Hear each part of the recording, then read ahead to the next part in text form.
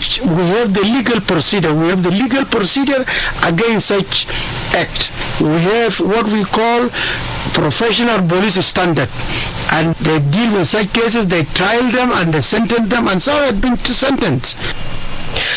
In 2018, President Salva Kiir accused the police and other organized forces of being behind night robberies in Juba and other towns in the country. Observers have attributed the crimes committed by soldiers and police officers to poor pay and bad economy. Kwal Manyang, the then Minister of Defense, had earlier described the members of the organized forces as weak-hearted for using their weapons to terrorize civilians. Reporting for iRadio News, I am Okot Emmanuel. Thank you, Okot Emmanuel, for that report. The United Nations is appealing for a record $35 billion to provide life-saving humanitarian support for 160 million people next year. The appeal was made in a virtual launch of the 2021 Global Humanitarian Overview today.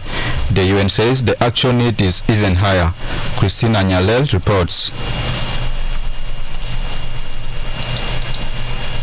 According to the 2021 Humanitarian Overview, some 235 million people, or 1 in every 33 people on the planet, requires aid or protection. This number is a 40% increase this year as the economic fallout from the coronavirus pandemic has pushed millions into extreme poverty worldwide, the UN says. Antonio Guterres, the UN Secretary General, stated that the humanitarian aid budget faces their shortfalls as the impact of the global pandemic continues to worsen. He says, and I quote, "Together, we must mobilize resources and stand in solidarity with people in their darkest hour of need." End quote. Meanwhile, the UN humanitarian chief, Mark Lowcock, said in addition to providing the means to help communities in crisis, the UN will inject cash for the coronavirus pandemic. The UN has already warned about alarming levels of hunger in 7 countries that could tip into famine next year if urgent assistance is not delivered. They are Afghanistan, Burkina Faso, the Democratic Republic of Congo, Ethiopia, Nigeria, South Sudan, and Yemen. In South Sudan, the UN Office for Coordination of Humanitarian Affairs, or OCHA, says up to 7.5 million people, more than half of the population, are in need of assistance. But to provide life-saving assistance, OCHA says it needs $1.5 billion to reach the 5.6 million people targeted. For iRadio, I am Christina Nyalel reporting. This is iRadio News. The SPLA-IO leadership in Juba has called for a speedy unification of the forces to avoid recurrence of clashes in parts of Central Equatorial State. SSPDF and SPLA-IO have continued to trade accusations and counter-attacks, particularly in Kajukeji areas. Last week, the ceasefire monitoring body, Citizen VM, identified General Moses Lokujo, who recently defected to the SSPDF, as being responsible for the recent displacement of civilians around Kajukeji area.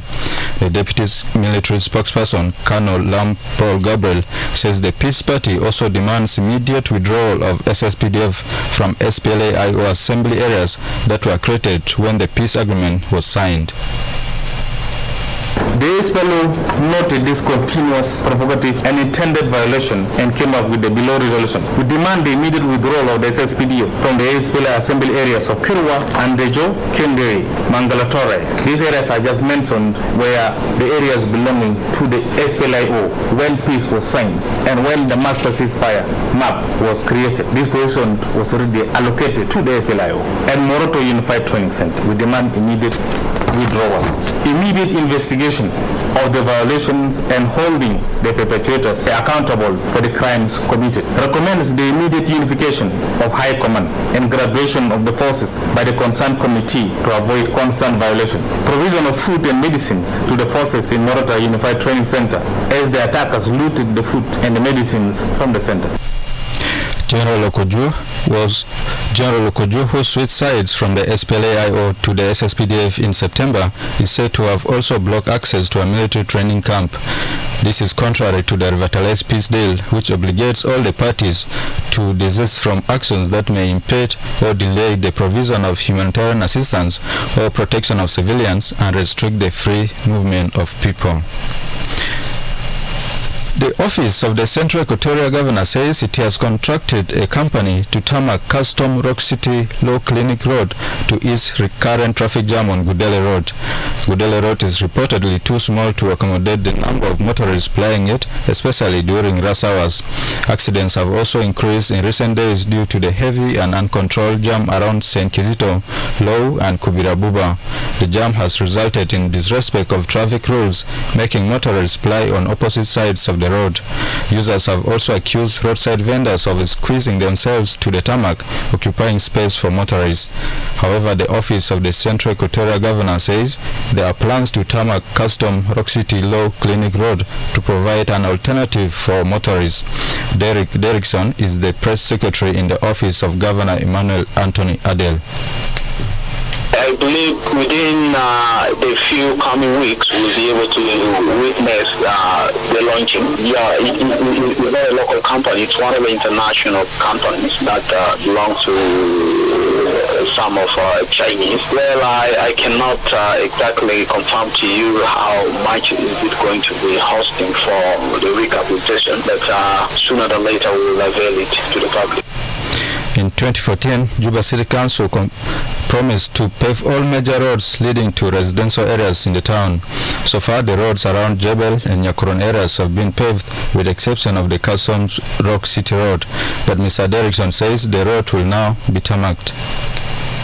They shouldn't take it as an empty promise, as this is a common phenomenon within the public, where once something is seen not coming as has been promised, and then they will definitely come to a conclusion that this is something related to the usual empty promises by some of our political leaders in the political arena.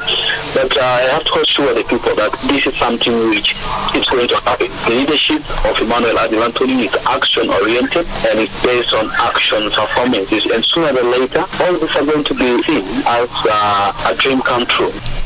The Custom Rock City Law Clinic Road is a shortcut to Gudele 1 stage. The UN Refugee Agency and the government of Uganda have relocated 650 refugees from Palorenya camp in Obongi district to Palabek settlement in Lamor district.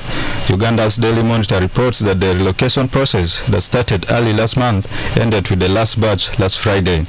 The relocation follows clashes in July between South Sudanese refugees in Palorenya settlement that left 3 people dead and 6 others wounded. The July fighting was sparked by an accusation of food theft from a farmland. About 100 homes were torched and more than 20 people were arrested following the incident. Lamor refugee settlement has a population of about 54,000 South Sudanese refugees